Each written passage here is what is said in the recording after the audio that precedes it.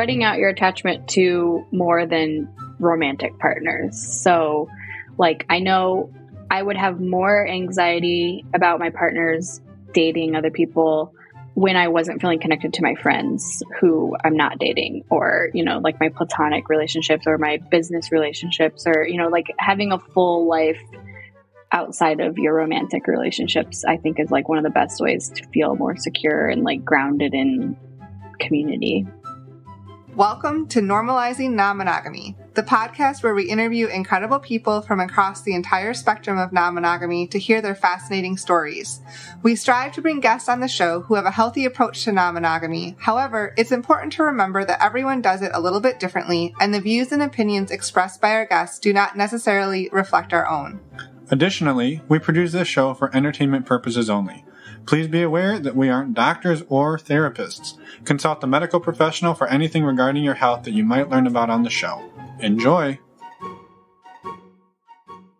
Welcome to episode 274. We're Finn and Emma, and today we have an interview with Kate, who is the co-creator of Southwest Love Fest in Tucson, Arizona. She's also a therapist and has been non-monogamous most of her life. Hey, Southwest Love Fest. Yeah. We should go there. We are going there. What? Well, take away from the introduction about Kate here. This is all about us. We do these interviews to talk about us. Now, Kate's going to talk about Southwest Love Fest later on, so we're not going to tell you all about it. But what we do want to tell you is that we're going to be there from April 14th to the 16th, and we're going to be doing an interactive workshop, and we believe it's going to be amazing. And if you use the offer code Emma when you check out, you get to save 10%, which is amazing for you, and it helps support the show financially, which is amazing for us. So thank you for that. And anyway, back to Kate. Let's make this about Kate. Southwest Love Fest is going to be amazing. Yeah. As Emma said, Kate's been non-monogamous pretty much her whole life and went to the Kinsey Institute back in the early 2000s. She's sort of in a functionally monogamous relationship. Now she's going to talk about all of that, but we have some great conversations on relating to metas, community parenting, and just the power of community in general. It's awesome. It's a fantastic conversation. So a huge thank you to Kate for coming on. Links to all of Kate's work, how to sign up for Southwest Love Fest, and her personal website, katekincaid.com, and her therapy website, her counseling practice, which, by the way, is amazingly extensive. I didn't even know that until I was pulling the link. This is an amazing practice that she's built. So hell yeah to that. Go check that out if you're looking for amazing support in your non-monogamy journey. Yes. For anyone who is a premium subscriber, we're going to jump right into the interview with Kate now. And for anyone else, we're going to have a few quick announcements. First of all, quick-ish. Quick-ish. You know us. They'll be quick-ish. This is, again, blackmailing you into the premium subscription.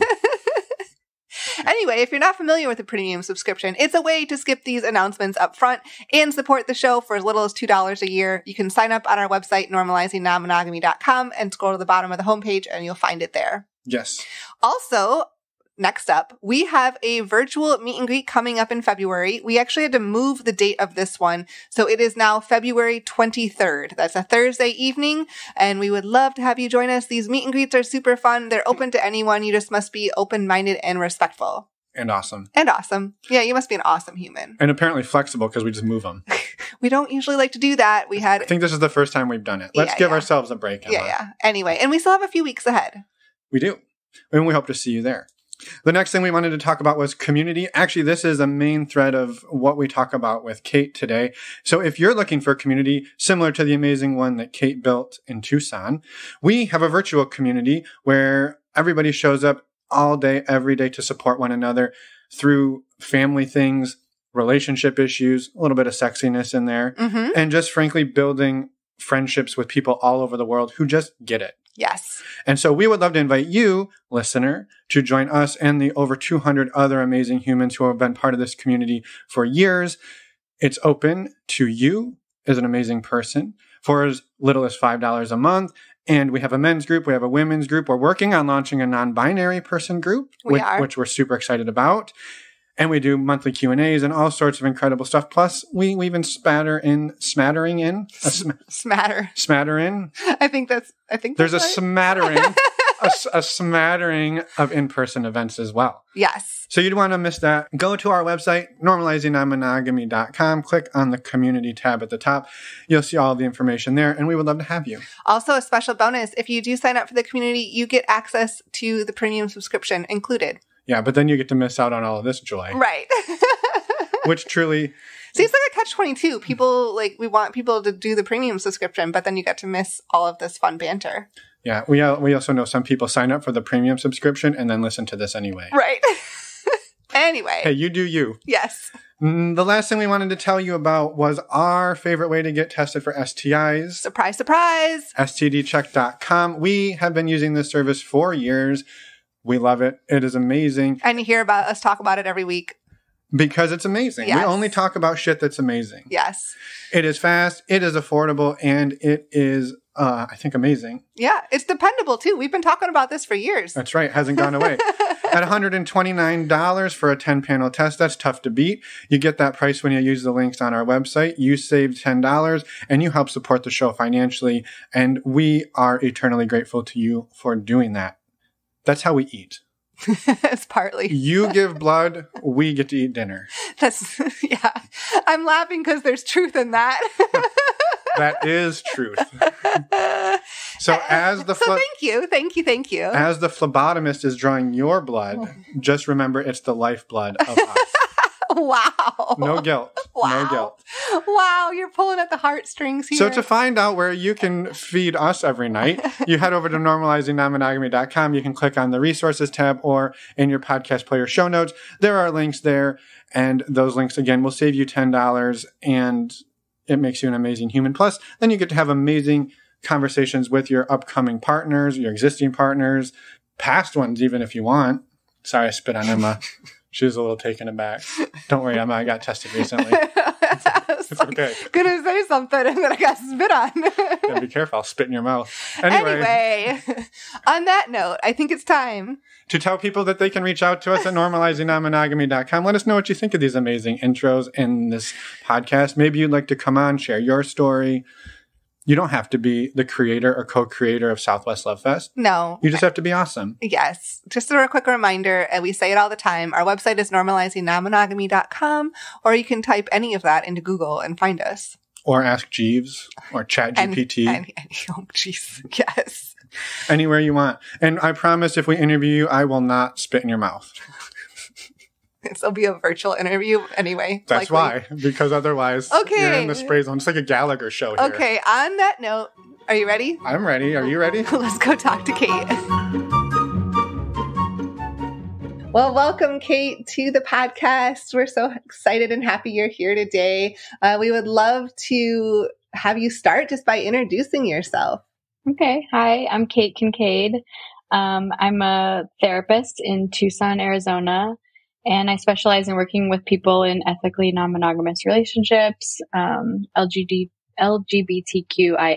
plus people, and people working with psychedelics. And I'm also a mother of 2, and so that really informs my life and my therapeutic practice. So I also really like working with people in perinatal mental health stuff too. And then I'm the co-creator of Southwest Love Fest, which is an annual conference on ethical non-monogamy, relationships, identity, and community in Tucson, Arizona. And our next conference is in April of this year. Yeah. Yay! Spoiler alert, we may be there. Yeah. We may even be presenting there, so we're super thrilled for that. Maybe. We will be there, Yeah. and so will you, listeners. Yeah. All right. Super awesome. Thank you. And we'll talk all about that in a little bit. We will, but maybe we need to establish why non-monogamy for you, or even non-monogamy for you. Is that part of your personal journey as well? Mm-hmm. Yeah, it is. I think I've been non-monogamous as long as I can remember. When I first started falling in love with people in middle school and high school, and I didn't have a name for it. I didn't know what I was doing. I just knew that I was dating somebody and also had a crush on my neighbor, and so trying to be open about it, but as a young person and without any guidance or words for it, was not always ethical. Then I went to school at the Kinsey Institute at Indiana University and it was actually called an abnormal sexuality class. And that's where I learned about polyamory and like learned the words and that there's people doing this. And I was like, oh, so there's like this whole community and culture. And then I started researching it more and learning about it and then being honest with people that I was dating at the time about this is my orientation and how I want to do relationships. And yeah, so I've been ethically non-monogamous since then, I guess. Yeah. Mm-hmm. And non-monogamous since before then. Yeah. As you were trying to figure, it's so frustrating that like this is a thing that you've probably felt and there wasn't a framework. Right. And even when you show up at school, it's like, now you're labeled as abnormal. Yeah. And you're like, well, hey, I just want this to be normal. Yeah. Mm-hmm. Right. How was that journey for you coming out of exploring this in maybe less than ethical ways into now I have to reframe, restructure, and sort of reevaluate how you do it? Yeah.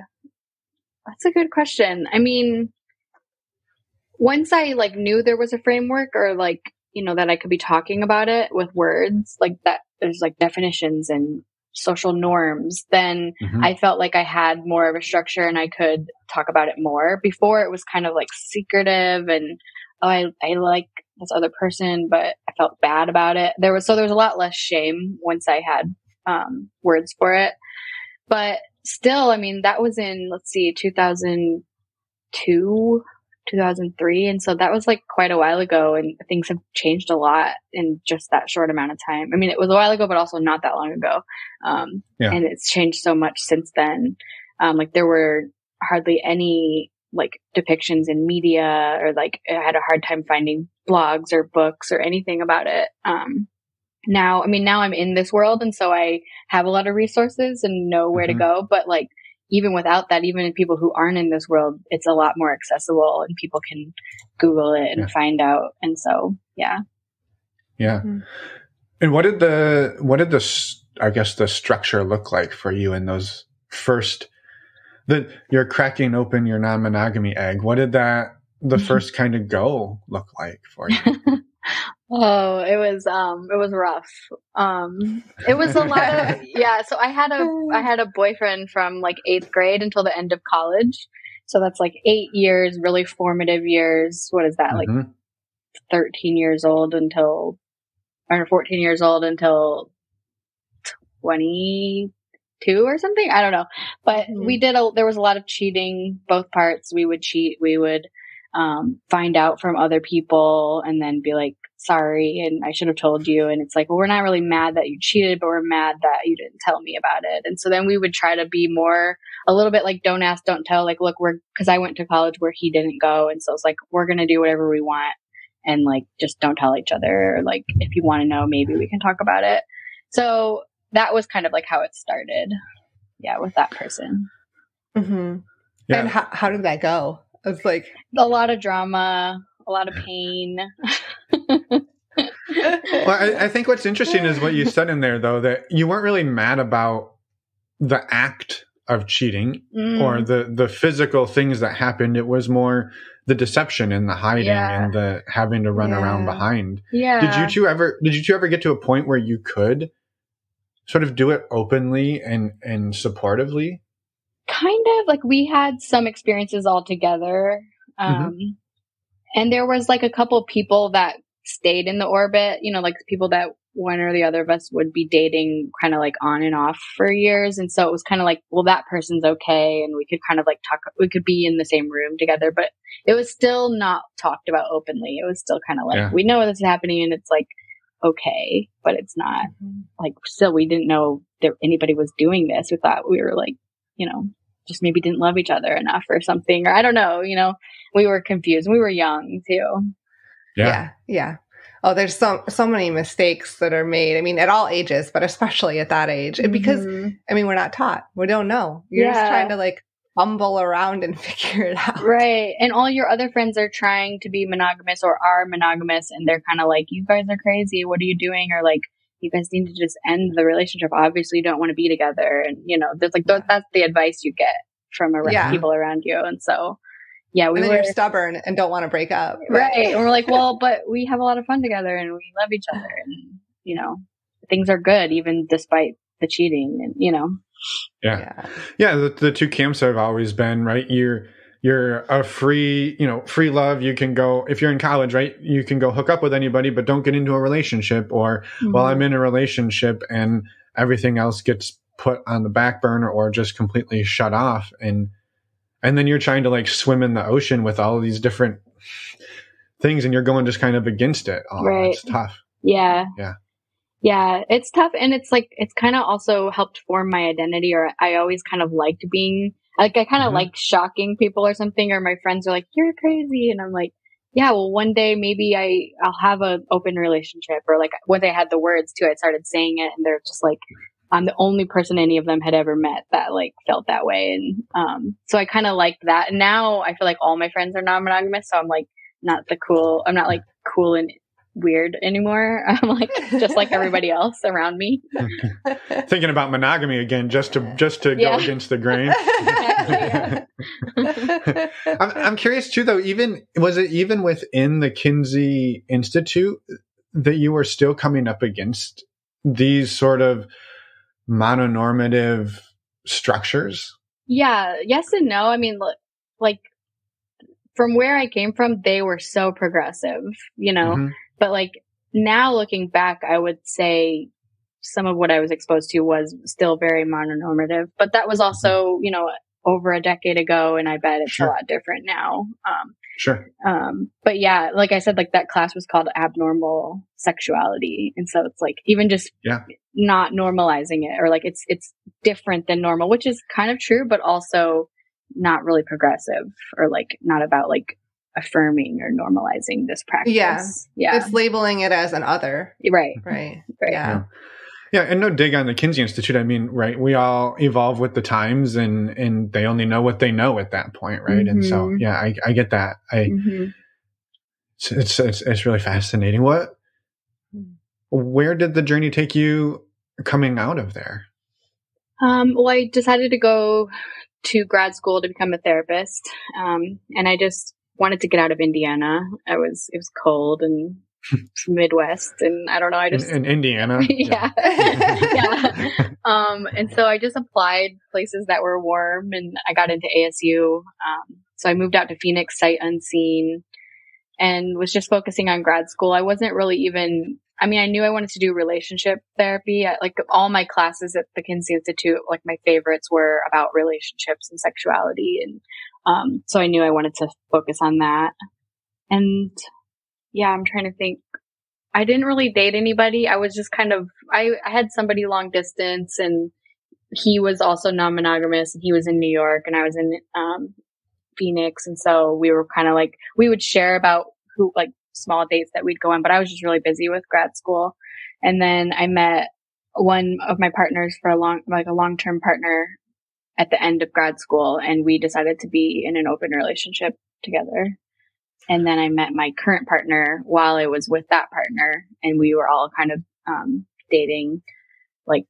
We had an arrangement, and now I live with my current partner, and I have 2 kids with him.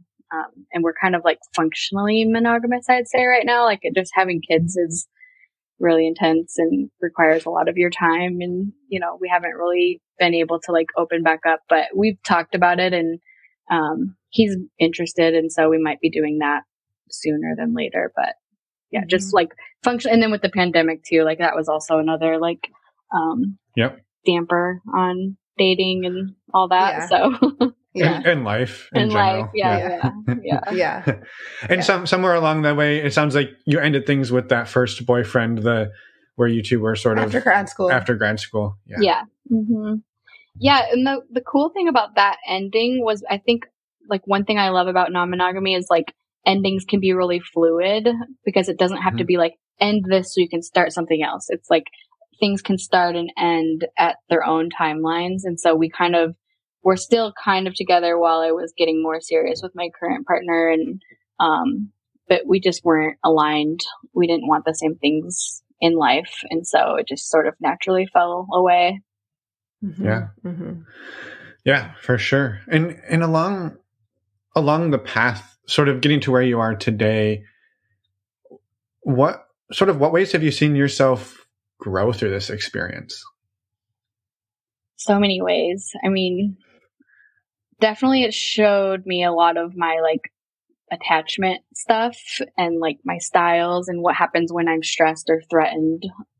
The relationship I had, the one right before the one I'm in now, I had a lot of like anxious attachment or like a lot of controlling behaviors. And even though I was, setting out to be non-monogamous, it was all consensual. I just like really was uncomfortable with the way he was doing it and everything he was doing. And so it got me into like more serious therapy for myself and, just healing some childhood stuff and some of that first relationship trauma with all the cheating and and so it just showed me all the areas that I needed to repair for myself and grow and heal.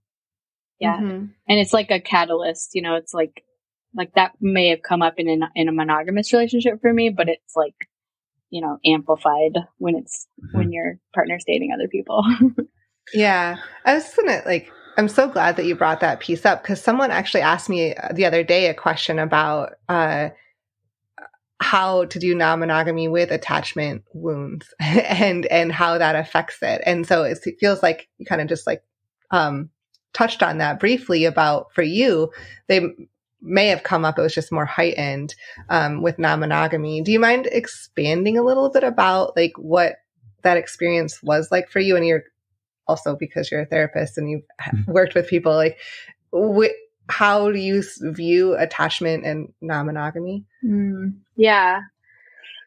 Where to start with that? It's a big question. Yeah. You don't have to go super deep. I just was curious to get your take. Yeah. I mean, I love just learning. I think for people and myself to learn about attachment styles, one is not better than the other. It's just about knowledge and self-acceptance. And it's this is how I am in these situations and these are how I'm going to react. So you can kind of just know yourself and it can be somewhat predictive. And so it's not shocking when it comes up. It's I'm going to react this way because of my history and because of my style.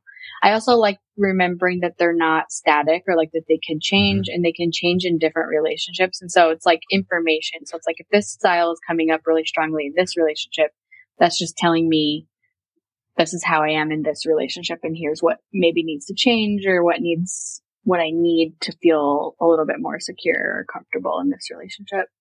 I like the idea of creating secure attachment with yourself or other people than your partner or partners. That can help, minimize some of the stronger reactions from either. I get more anxious. I don't know. I'm kind of a mix. I'm disorganized a little bit, anxious or avoidant or one or the other.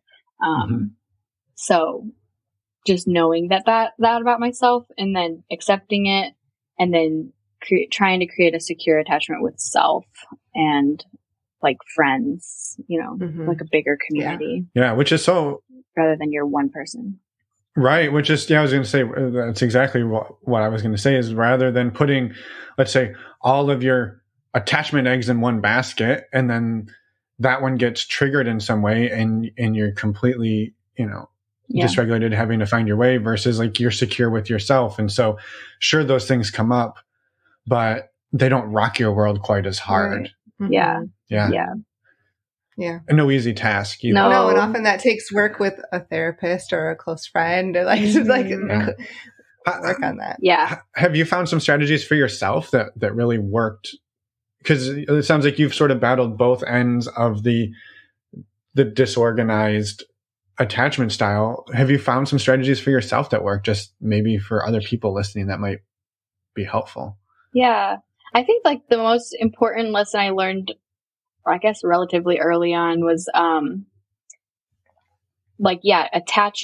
spreading out your attachment to more than romantic partners. So I know I would have more anxiety about my partners dating other people when I wasn't feeling connected to my friends who I'm not dating or, my platonic relationships or my business relationships or, having a full life outside of your romantic relationships, I think is one of the best ways to feel more secure and grounded in community.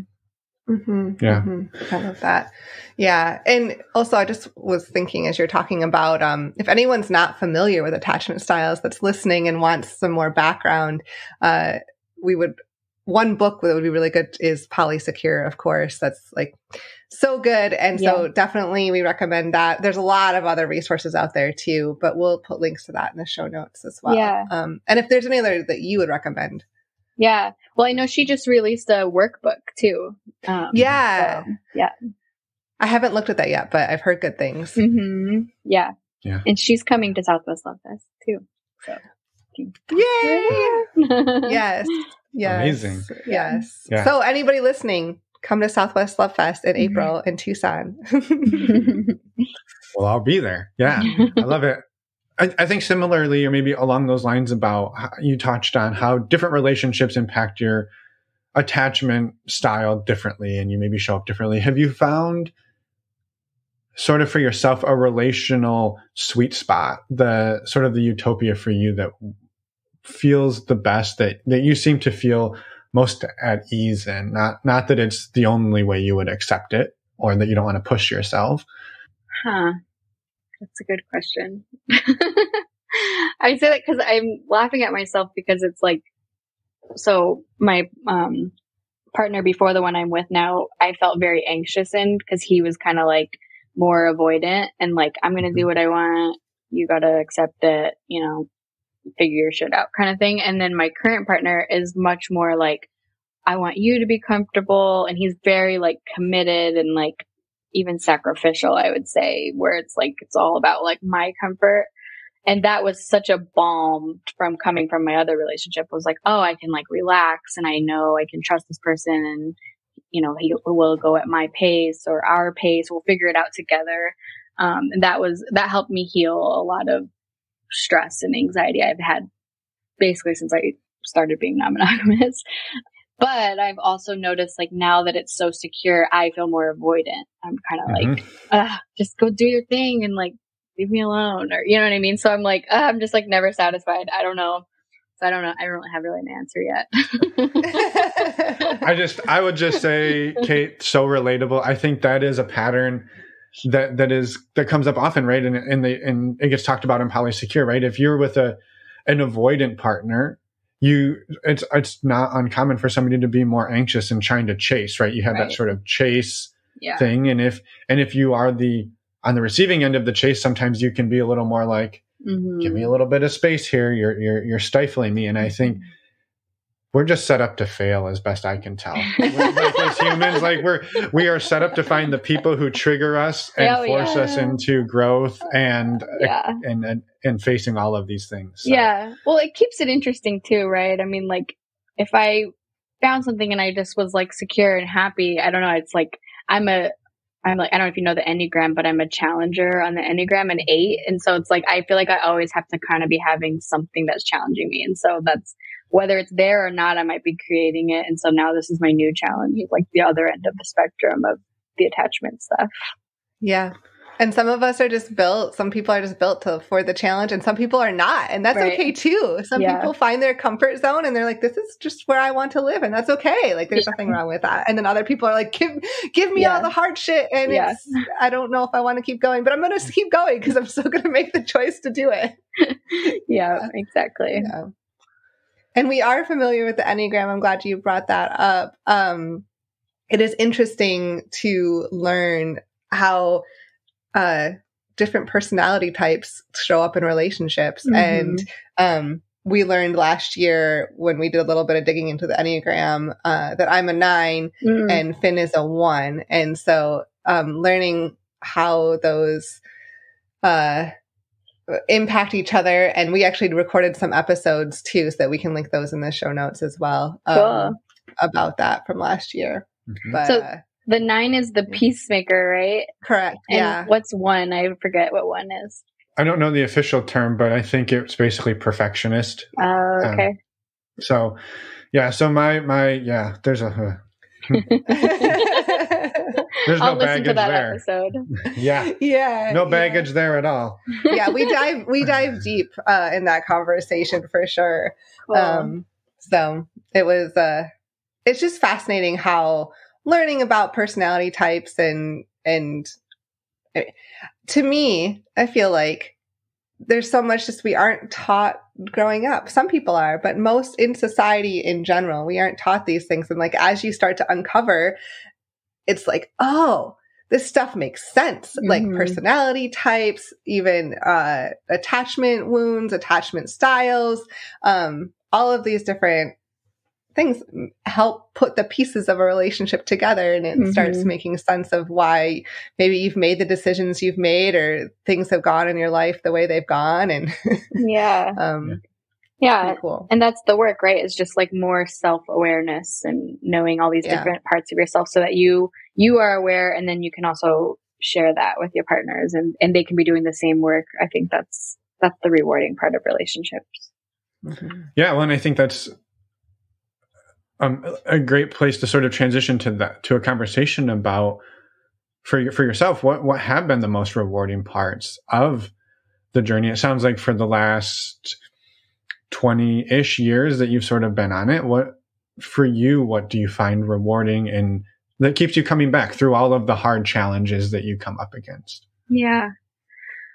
I think it's like the relationships, the like metamour relationships. I've talked about this sometimes, is that I feel like the metamour relationships are like the glue that holds it together, or like they're not the only glue, but it's like those have been the most rewarding for me, is like the relationships outside of my romantic partnerships that have been super rewarding. And like some of those have lasted longer than the romantic relationship that we were introduced through. And yeah, just like really great friendships that have come from that. With your partner's partners. Yeah. Yeah. Have you ever found yourself transitioning a friend, a metamour friendship into a metamour romantic relationship? Like starting to date a metamour? I never have. No. I was just curious because I know that's something. Yeah, we've heard people who've had that journey as well, and then it's. But maybe this is a great question about managing metamour relationships and how they relate to your partner relationship. We've had some people who've written in or talked about with us recently where they've perhaps. I'm trying to think of the scenario without giving too much away. But basically, they started a relationship with a really close friend of their like long-term spouse, and so now they're dating, like it'd be like me dating Emma's best girlfriend, and then us trying to say, okay, well now how do we balance?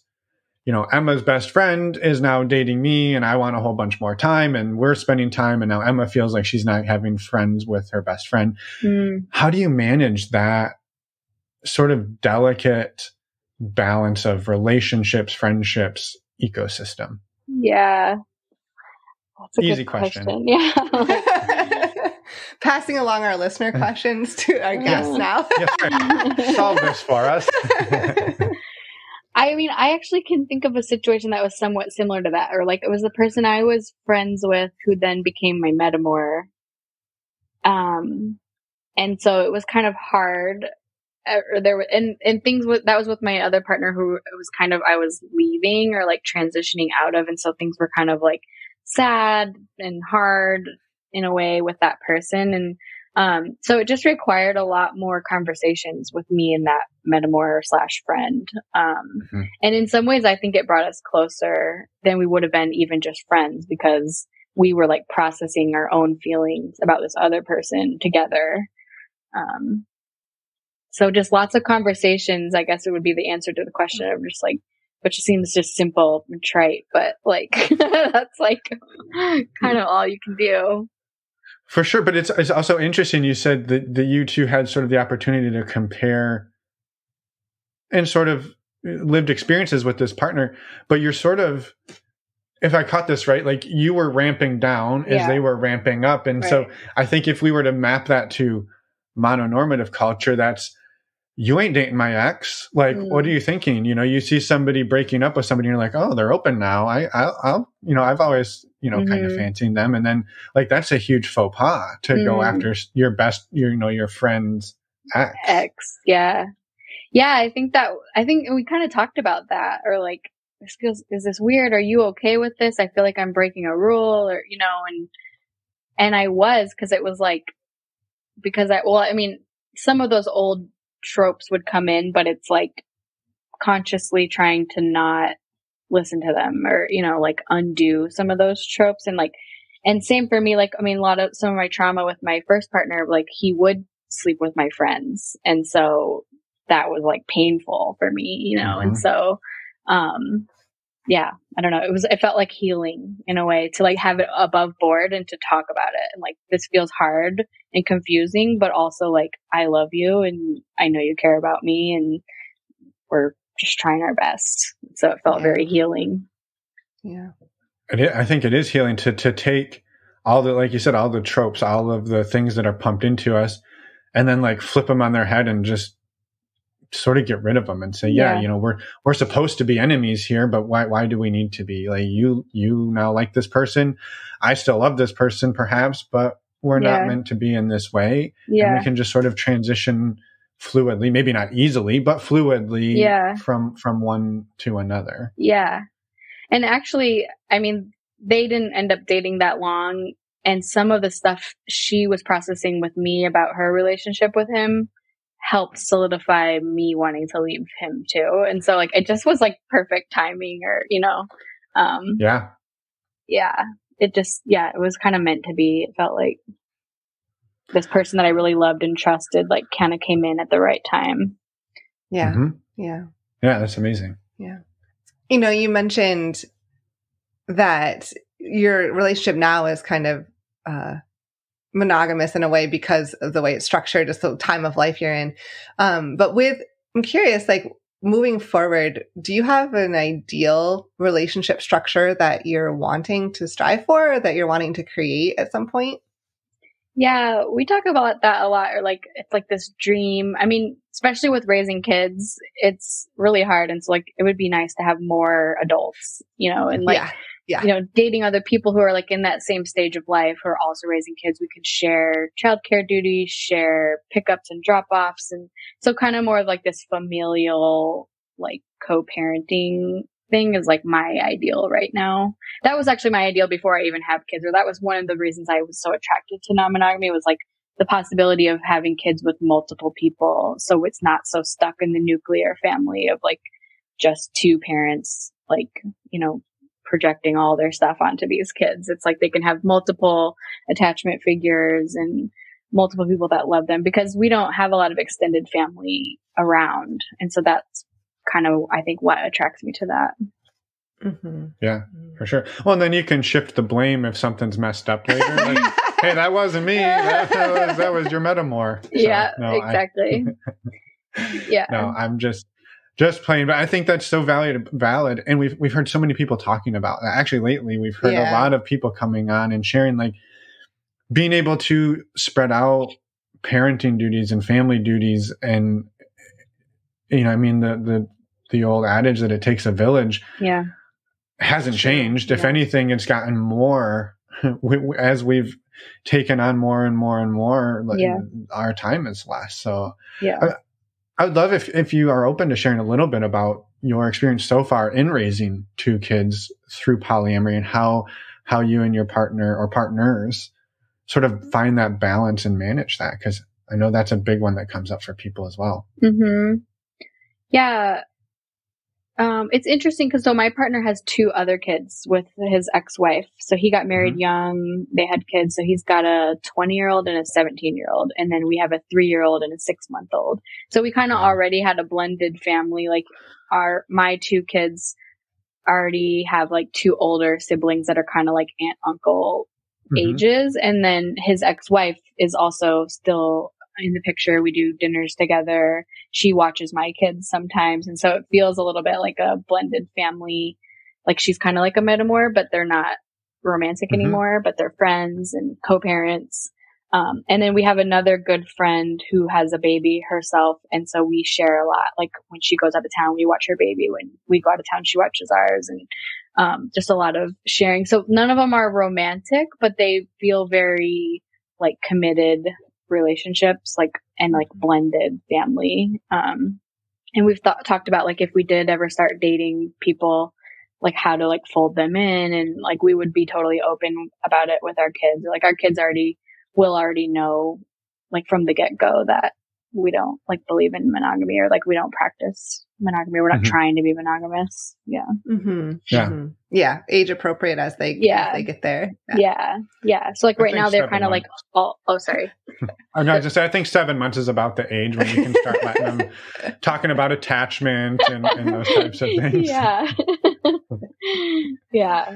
But it's cool because like they are very attached already to, you know, like my partner's ex-wife and our friend who they call TT. And so like we can see the attachments forming, and kids attach so easily. They just love everybody, you know? Yeah. It's beautiful. And I'm glad that you're able, even if the community you have around you right now isn't necessarily like romantic, it doesn't take away, like it doesn't have to be, right? Yeah. Like it doesn't take that away. It's still beautiful, and you can find support and attachment with the people that you want to. Right. Yeah. Thank you. Yeah. I was curious along your journey, again, roughly 20 years, you obviously went to the Kinsey Institute, went to school as a therapist to become a therapist. Were there other sort of experiences, resources, things along the way that you went through that kind of helped formulate and guide your path? Because there's so many different ways you could not end up, but like do non-monogamy. There's almost as many people as are doing it different ways, but you sort of found your path, and maybe what was sort of the guiding light for that? Yeah, I mean, it could have been internal, right? I'm sure there's so much of it that's internal. I think some of it was internal, but I think, you know, it's kind of like who you end up with or who ends up around you. And, you know, we ended up in Tucson and we started this little community. Like, I don't think I've talked about this yet, but it's like, when I was dating my previous partner, we were each dating somebody else and they were each dating somebody else. And so we all got together and we're like, let's do this like monthly thing where we get together and we pick a topic and we like talk about it. And that grew pretty quickly to be like 300-400 people in town. And so we were having these like potlucks and discussion groups. And so I feel like that really informed a lot of the people who were showing up. Like we were learning together. We were like creating norms together. We were saying like, here's what works for us. And so I feel like that really was like foundational for like how I was practicing. Yeah. That's amazing that you started that and grew to that size in the area. Yeah. Are you still doing that group? No, not really. It kind of fell off. It's still in existence, but it's not really, nothing's happening. Every once in a while, somebody will like plan a happy hour. But I think there was this magical moment of like a core group of like about 40 people that were like really holding it together. And like a lot of them moved away or got older, had kids or whatever. And we kind of just like don't get together anymore as much. Yeah. Well, but even for that time that it sort of did exist, it sounds like the impact that community had, that just community as a unit, as an entity had on your journey was huge. Yeah. And I think that's something that like we can really relate to, having built a community and being a part of it for the last, let's say 4 years, and the previous 13 or so years that we didn't, is a drastic difference for us. And I'd love to hear from your perspective, Kate, what are some of the benefits that you felt when you were surrounded by that community? Just a lot of like knowing looks, or like, you know, you're sharing about your situation and people just get it. They just know what you're talking about and they're struggling with the same thing. And then also just sharing a lot of wisdom, like, well, I don't know if this is right, but this is what I tried and it helped. And it's like, oh, I never would have thought of that. Or like, that's such a good idea, or like we should try, and then going home with my partner, like we should do what so and so was doing. That seemed like that helped, and so just like a think tank of like ideas and sharing wisdom and support. And then like also that was the time when I realized I was putting all my attachment eggs in my romantic relationship basket, and was like, no, consciously spend more time with these people who are friends that I can talk about this stuff with. And so some like deep friendships formed out of that made me feel more secure in my life. And, then I was more secure in my relationship. Yeah.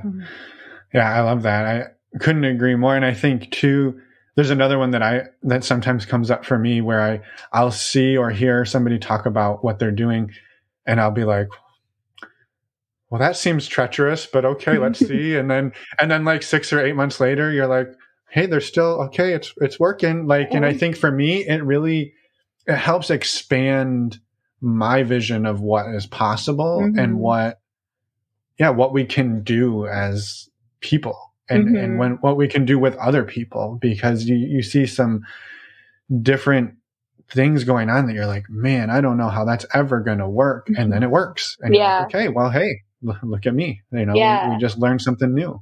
Yeah. And it's just inspiring, like seeing things work or seeing people that have been together for years or whatever. And not that that's the only measure of success, but right. It's like, it feels positive or inspiring. It's like, it is possible, or people have found ways that work. And so I can too. Exactly. Yeah. And the idea that there isn't a right way. And because there's sometimes people will say, we'll hear comments like, oh, well, you shouldn't be doing it that way. And it's like, it's also working really well for them and everybody in their orbit. And so again, I think the notion of the right way is sort of a bit of a misplaced, I don't know, in my opinion. I agree. Yeah. How I maybe tying it into community, how open are you with your family and maybe friends who aren't part of that community, the world that's not non-monogamous? How open with those people in your life are you? I'm pretty open. I mean, it's like I post about it a lot on social media, and they all know about this conference that I run that's pretty open about what the conference is about. And like my therapy profile talks about it. And so like professionally, I'm open to. And so, I mean, I don't like have deep conversations with my family about it. And my brother's actually pretty unsupportive and like I would even say bigoted about it. But we have a strained relationship anyway. And so I don't even know if it's really about the non-monogamy. It might be about something else that he's mad about. I don't know. But, so we don't talk about it at all. And he sometimes gives me shit if I do post something. But friends, like I would say now most of my friends, my close friendships are also non-monogamous. But even the ones that aren't, just know that that's a big part of my life, and we can talk very openly about it. Yeah. I love it. Yeah. And that leads me, I guess, you mentioned the conference, and I'm just curious, what led you to create Southwest Love Fest? Well, Sarah and I, who I met through that community that I was just talking about, like we met at a potluck and we saw each other at several potlucks. And then I think we decided to go to a conference together, the one in Atlanta, which I don't even remember the name now. I think it was like Atlanta Poly Weekend? Yeah, Atlanta Poly Weekend. So we went to that in whatever year that was, like 2016 maybe or something. And like, this is really cool. We should like do something local, because it was expensive to get all the way out there. And we're like, we have such a good community, and we knew some people in Phoenix too. And we're like, let's just create something here. And then I think I was like, well, let's invite some of these people from like other national places, or like other people like in New York and stuff like that, and just see if they want to come. And so we did, and they did, and it was just like a bigger conference than we had planned, and it kind of just like planned itself from then on out. It was like people after the first one, people were already trying to buy tickets for the next year, and we were like, we don't even know if we're doing another year, and but we're like, I guess we should, and so it just kind of like always kept it going itself, and so yeah, that's how it's grown. Yeah, when was the first one? I think it was 2018. Yeah. Well, it's nice too. Now the conference plans itself. You don't have to do any work. So that's amazing. I wish. Like, yeah. She's like, I haven't slept in a month, so thanks. Yeah, it's still a lot of work, but a lot of the like foundation is there, we have to plug it in. So what does Southwest Love Fest look like for somebody who's never been to one of these conferences in quotes, but for your conference in particular, because I imagine they're not all exactly the same. Yeah. I mean, it's hard to say what this year will be like. So I'll just tell a little history of it. Like we started in 2018. It was bigger than we thought the first year. And then the second year, it like tripled in size. 2019 was like 400 some people. And then 2020, we were going to do a whole hotel takeover. It was going to be even bigger. And then it was the pandemic. And so we canceled it. And then 2021, we did online. And 2022, we did just a smaller conference. It was only like 75 people. And so this is our first year that we're kind of like going back to 2019 style and size. But the goal is just like, it's like kind of like an academic conference meets like regional Burning Man event. Like it's just supposed to be like really fun. People can be self-expressive. There's going to be like interactive workshops. So not just like heady talking workshops, but like massage workshops and cuddle parties and art workshops and kind of just like a lot of fun ways to express yourself and like get to know yourself and your relationships. Yeah. I love it. And what if somebody's maybe not non-monogamous? Would it still be a good place for them to show up and hang out for the weekend? Definitely. Yeah. There's so many different topics like this year. Like that's why we changed the name. It used to just be like Southwest Love Fest, a conference on ethical non-monogamy, but now it's about relationships. So all relationships, even if you're not interested in non-monogamy, you can learn about your own like monogamous relationships, your own like gender identity, sexual orientation, and then we're also talking about like family, community, parenting. And then we're also bringing in some stuff about psychedelics this year because that's a passion of mine. And so it's like a variety show. There's going to be so many different topics. That's amazing. And I'm super excited. Mm-hmm. Yeah. And how about maybe a little bit about your work outside of that? I mean, that's not all you do. And we'd love to send anybody your way, both for Southwest Love Fest and for your other work. And links to sign up for the conference are in the show notes. So we encourage people to go and find out more there. Yeah. Yeah. I have a group private practice in Tucson and in Salt Lake because I want to be a snowbird. I want to spend my winters in Salt Lake where we have a lot of friends and family. But my practice is really specialized on relationships, but also psychedelics. So we do psychedelic integration therapy. So that's if you're doing your own medicine work, either in like above ground or underground or other countries, but then you can come to us to do talk therapy and process the insights that you're having through that work. And then we do ketamine assisted psychotherapy in our practice. So people would do like a psychiatric eval with our nurse practitioner or our naturopathic doctor, and then would do the ketamine assisted psychotherapy sessions with us, which are like 3-hour medicine sessions, where we kind of dive into, we use IFS, internal family systems, and somatic psychotherapy to learn about, like, to connect with yourself, learn about yourself, process trauma,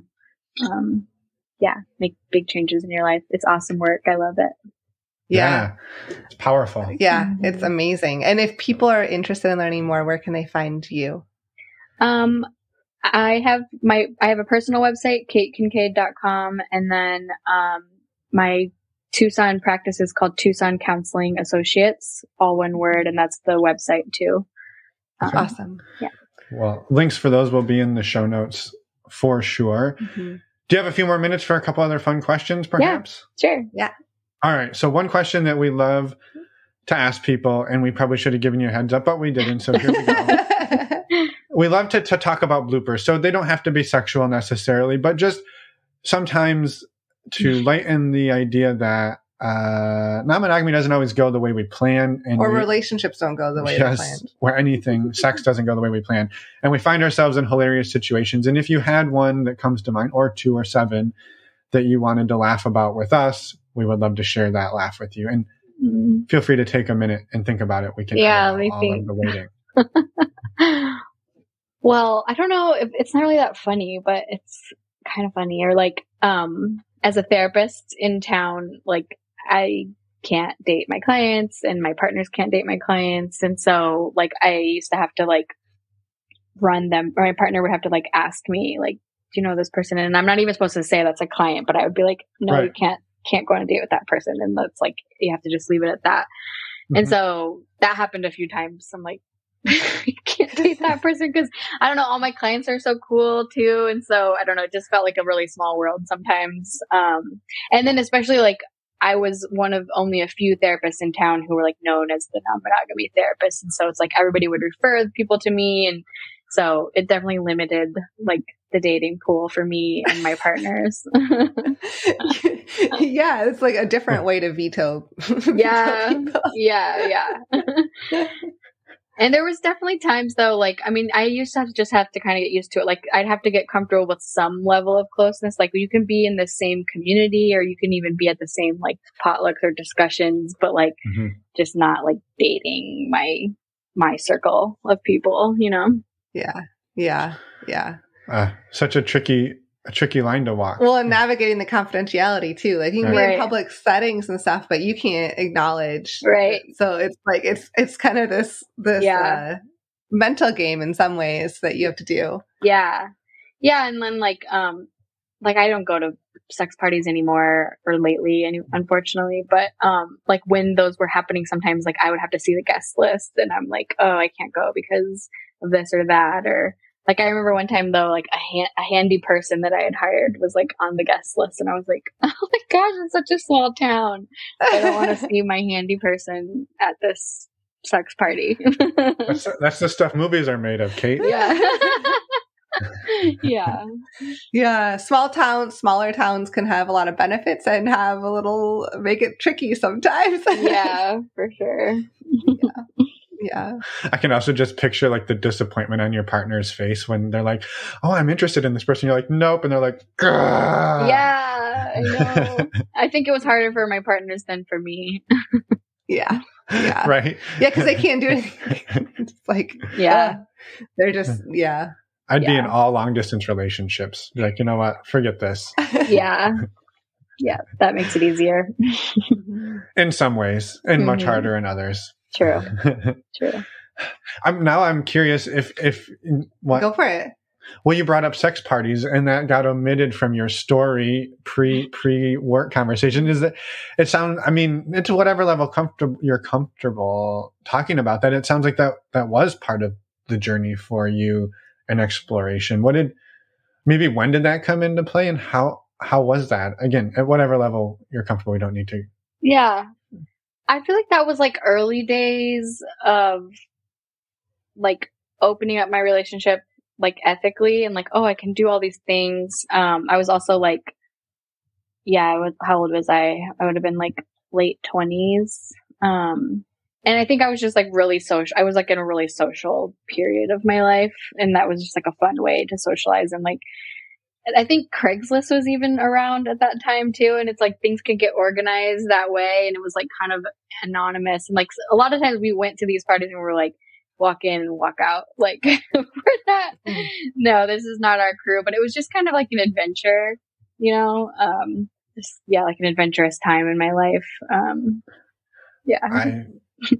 Totally relate to that. Emma and I have been to a fair number of various clubs and parties and gatherings and you know, sometimes it's fun to go to the ones that you've been to a whole bunch and you know people, and sometimes there's really nothing that can compare to like the a little bit of fear but the excitement of walking into a thing that you're just like, I don't know. They call it an orgy or they call it a sex party or whatever. And you're like driving down the road and you're like looking at the neighborhood and you're like, where am I? What does my life come to? And then you walk in sometimes and sometimes you do leave. And then, and walk right out. Yeah.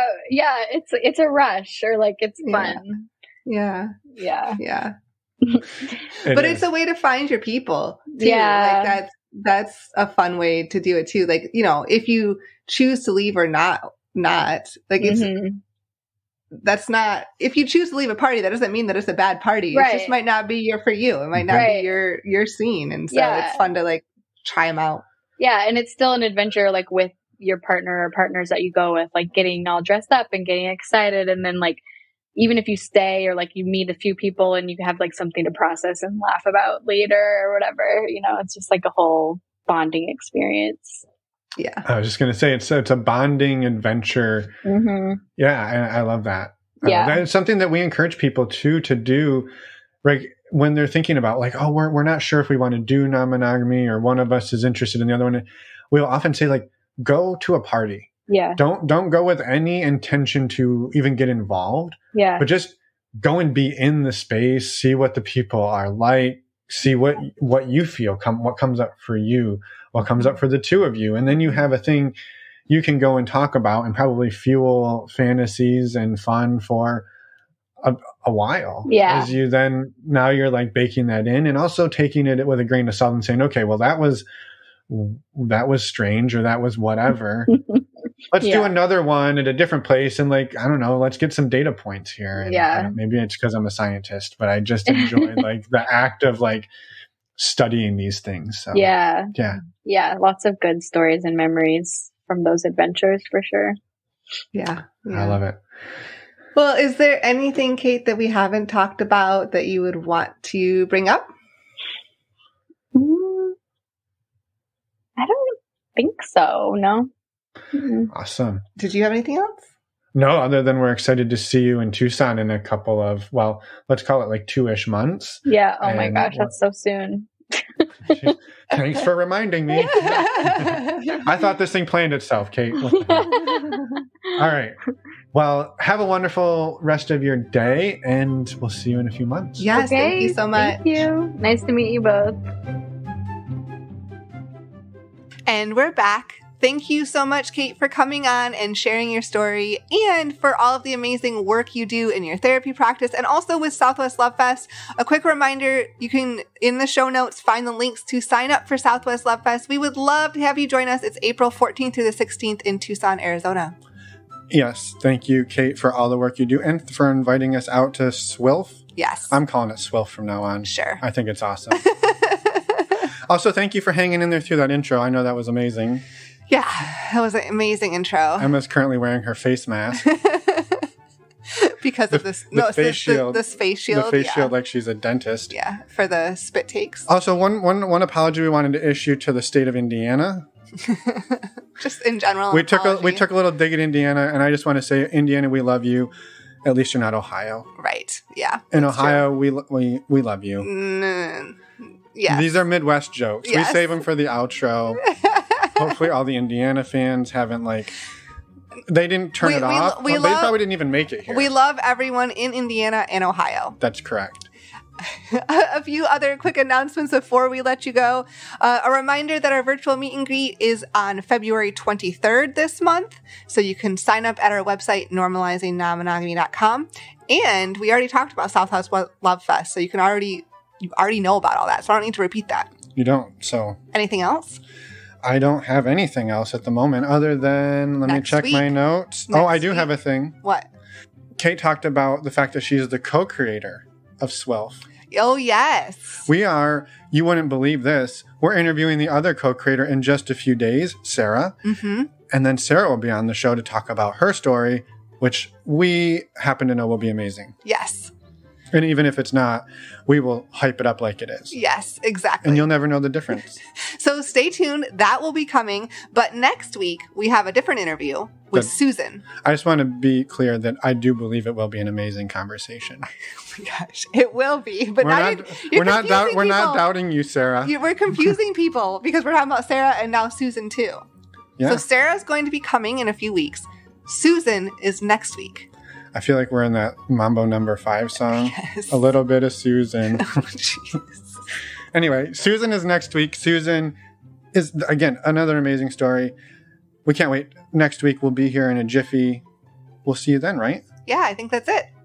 Go sign up for Southwest Love Fest. And our virtual meet and greet. And the community. Uh-huh. And I don't know, we're just hanging on for dear life here. So let's wrap it up. Bye, everyone. Thanks for listening.